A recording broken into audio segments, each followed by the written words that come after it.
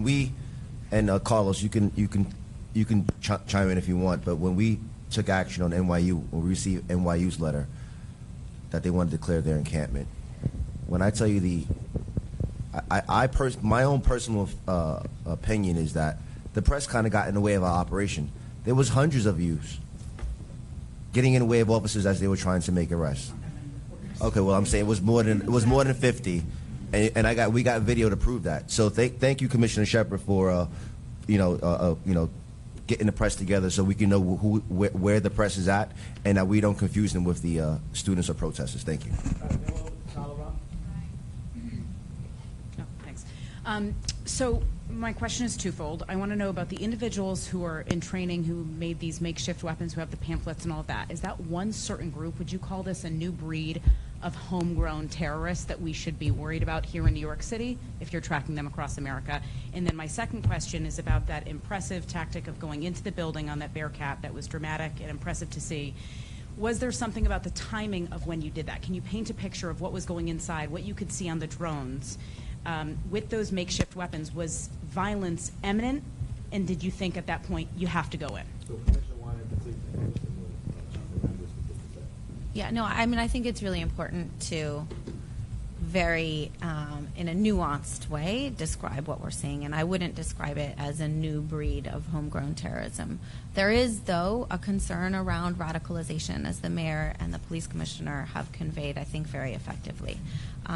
This is a time when, if you have, and to your point about being more specific, last week there was the wife of somebody who had been convicted for material support to terrorism on campus, and we have no evidence of any criminal wrongdoing on her part, but that's not somebody who I would want necessarily influencing my child if I were a parent of somebody at Columbia, or the individuals who are involved in doing some of this training and tactical awareness activity. These students don't come in the doors knowing how to barricade themselves behind barriers that they've created, right? These are all skills that are taught and learned, and that presents a problem. And so, this is not about policing ideas in any way, shape, or form. It is about recognizing when there is an actual public safety concern. And we mentioned this yesterday, but it's worth reiterating to the protesters themselves. If you're barricaded in a building and an emergency happens, there's a risk to you. So it's specific, and we have to be calibrated, but we also have to be open and honest about what we're seeing, and we're seeing a trajectory that concerns us. Oh, yeah, so some images of stuff that was recovered, and, there was the image on the bottom left was pretty widespread distribution in the initial weeks after October 7th, and when we saw a lot of big numbers of individuals in protests, which is just a map of locations that were focused on for protest activity. Imagery on the top right suggesting fomenting chaos and squatting as a tactic, which we've seen in protests previously, some zip ties and some what we would call a very rudimentary makeshift weapon. And I think the reason for all of the protective gear that you saw last night, and I don't want to speak for my colleagues who specialize in this, is to protect officers when you're going into a situation that you don't fully understand what might greet you on the other side of the door. So this is important, and it is not just a New York City issue. It's obviously not just a Columbia issue. We saw it spread to CCNY last night, but this is unfolding across the country and in Europe as well. So this is a challenge we're all going to be dealing with for some time. So good morning, everyone. So it took carefully planning, especially with the chief of the department, Chief Madry, and also all the executive boards, chief members that in our department, to plan this tactics to enter this building. So as we saw, there was several areas where it was barricaded by several items, such as vending machines, chairs, tables, and so on. And as we entered, it was very difficult for us to get in and push our way through because they were throwing objects at us. So it was very difficult. So the amount that it took us, we went pretty quickly, but it was we tactically had every team around the building to enter that building. So since we're on this topic, can we just go get TikTok of some of the planning? response was enormous. You know, and if you could just maybe sort of how that played out, at what point did you decide to plan for this, and how well that came together? And I'll speak to that. Thank you for just, you know, bringing that question to light. We really didn't plan for this. Remember, Hamilton Hall was just taken over recently, fairly recently, and we didn't get any requests from Columbia. As a matter of fact, I did a press conference around 11 o'clock yesterday. We did not have a request. So when I finally got to the office yesterday and we realized we had a request, we had to put a plan together fast, all right? But this is what we do. We're the best police department in the world for a reason, because we do have the ability to adapt, sit down. You know, we brought all the thought leaders in the room, Chief of Special Operations Division, Chief of Emergency Service Unit, the Chief of Patrol, Chief of Transit, Chief of Housing. I had them all in the room because they have years and years, hundreds of years of experience in the room. And we had to figure out how we were going to deal with what was going on in the street, which was the first part of the plan, because we had to be able to move. We had to be able to bring the Bearcat in. All right, we had to make sure we had a clear passage for the buses once we had arrested individuals on the buses. There was a lot that went into it. Then we had to deal with the encampment, and then we had to deal with the building. We had to make sure we kept them separate. So the decision was made that Chief of Patrol would lead the strategy on the ground to deal with the encampment, while the Chief of Special Operations Division and the Chief of ESU would deal with the building. All that equipment you see is life-saving equipment, all right?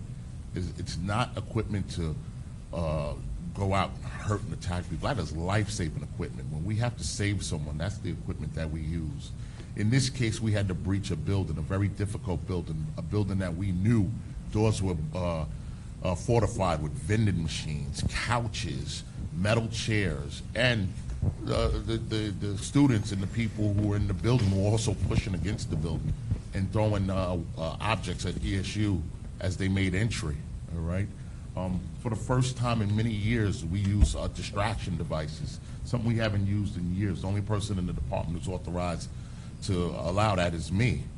And before we sat down, I told the members of the ESU, try not to use them, but if we're under attack, and we have to do this not only to keep them safe, but to keep the students safe, we made a decision to use them, and that's what we did.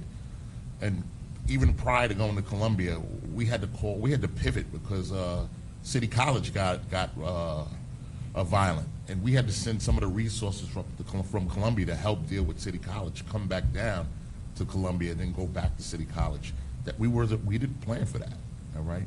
But this is this department's ability to move and pivot as needed to keep people safe, and that's what we did yesterday. Yeah, I just want to add one more thing to that. We also had to secure 5 dorms of over 2,000 students to make sure they were safe, and we didn't give them the option to come out of the dorm for just that reason. So there was 2,000 additional kids on that campus that we secured. They didn't come out, and that's what added to the level of safety and success we had in this plan.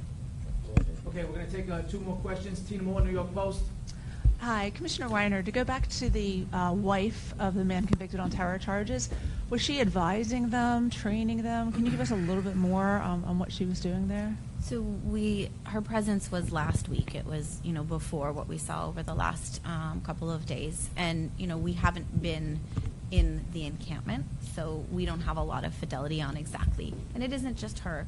There was a ton of people coming onto the campus, and Columbia University described in their letter that the college had become a magnet for people from the outside.